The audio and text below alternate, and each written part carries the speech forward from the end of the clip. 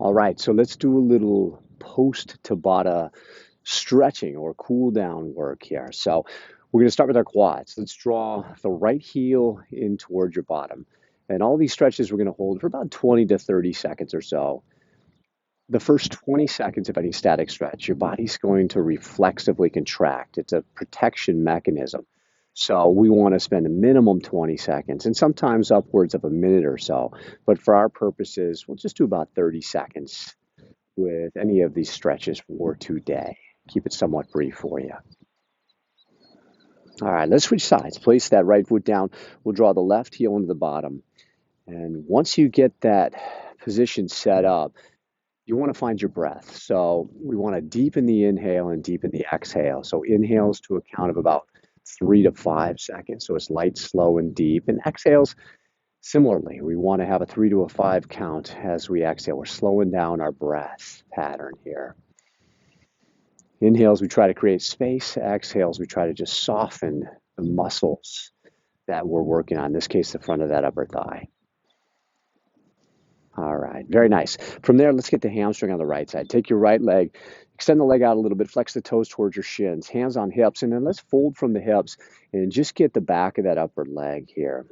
Spine stays nice and long for our purposes. We want to keep the energy through the hamstring and not so much in the low back. So just keep it a long spine as you hinge at your hips, toes flex towards your shin. There's a little bend in this case in the left leg as you do it, and just find your breath.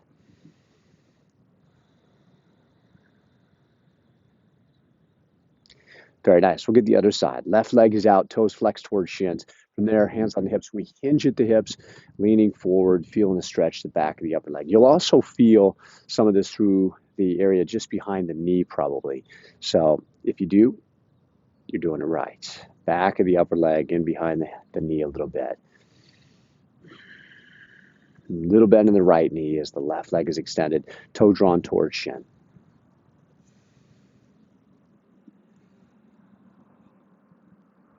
Very nice. From there, we're going to take those feet out nice and wide, toes slightly out to the side. We're going to slide over to the right side, hands on top of the thigh, getting the inside of the left leg, the groin area. So hands can stay right up on your thigh. You could come down to your forearms. If you want to reach across outside the right ankle with the left hand, feel free as well. But you make it work for you. But the primary focus, once more, is inside of the left upper leg. Breathe.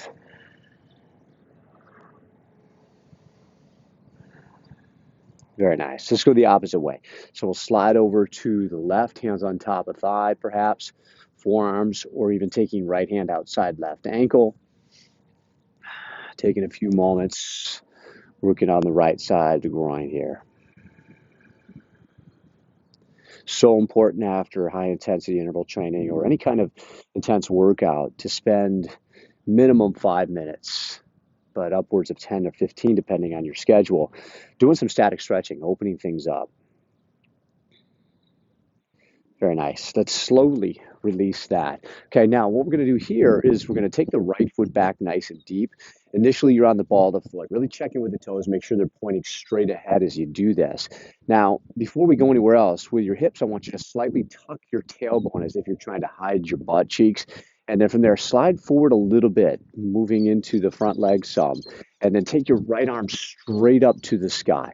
Raise it nice and high. We're getting into, yes, the hip flexor, the front of the upper thigh, but we're also now getting into what's called the psoas, which connects the hip flexor area, upper thigh to the lower abdominals.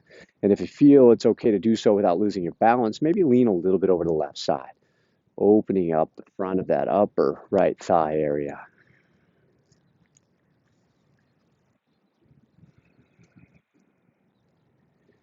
Nice. Now, while we're here, let's bring the right arm down. Take your right heel and press it down towards the ground. And then just lean forward onto your front thigh. We want to get into the calf a little bit. So once more, make sure the back toes are straight ahead as opposed to the back foot being winged out to the side. And just keep the heel pressed to the ground to get into your calf. So important to stretch out the calves as well. Find your breath. Nice deep inhale, nice deep exhale. All right, let's switch sides. Bring the right foot up, take the left foot back, Initially, we're on the ball of the foot here, toes straight ahead as we talked about. Tuck your tailbone slightly, so hide the butt. And then from there, sliding the front leg a little bit. Take your left arm up nice and high. I want to feel the front of the right thigh, get some love here. And if it feels okay to lean slightly over to the right side, slightly over the right side you go. Never do we want to find a stretch and hold our breath.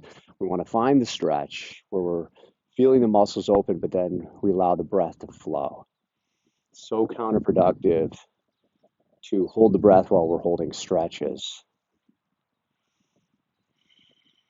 In my opinion, it's as much a breathing exercise as it is a stretch. So really try to find that breath in each of these positions. Cool.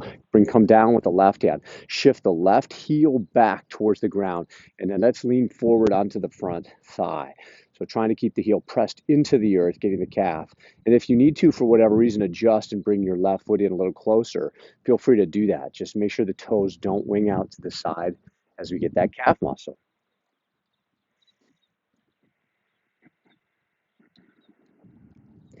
Spending a minimum 20 seconds on these stretches, upwards of 30 seconds.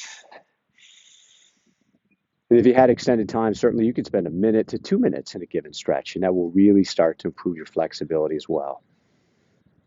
All right, let's release that. Very good. I want to do one last stretch before we send you on your way today. Take the hands behind your back, interlace your fingers, draw your shoulders back, and then from there, root your hands down towards your heels. We're trying to draw the shoulders down a little bit away from the ears.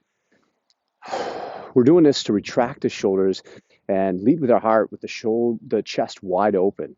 So often in our lives, we're in a space where we're looking down at these things called cell phones. So we're in shoulder protraction, we've collapsed the back, and our posture is becoming sacrificed. So here with this position, we're working on scapular retraction and depression, a little bit of chest expansion, just reminding our body of what it feels like to have good posture. And chin's parallel to the earth. We're just standing nice and tall.